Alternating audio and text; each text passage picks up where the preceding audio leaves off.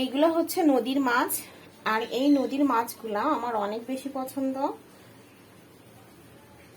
এখন এইগুলা কেটে ধুয়ে পরিষ্কার করে নেব।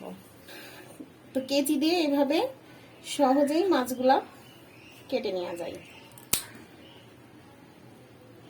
একদম ছাই লাগবে না, কিছুই লাগবে না, আর সময়ও অনেক কম লাগবে।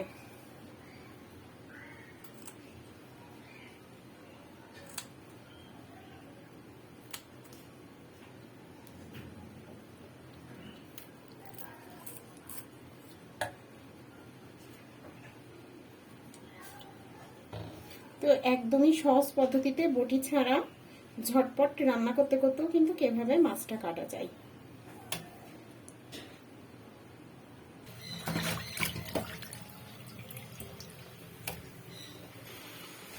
তো আমার মাছটা একদম কেটে ধুয়ে পরিষ্কার করা শেষ। এইভাবে ছাই ছাড়া একদমই সহজ পদ্ধতিতে কেচি দিয়ে ঝটপট মাছগুলা কেটে নেওয়া যায়।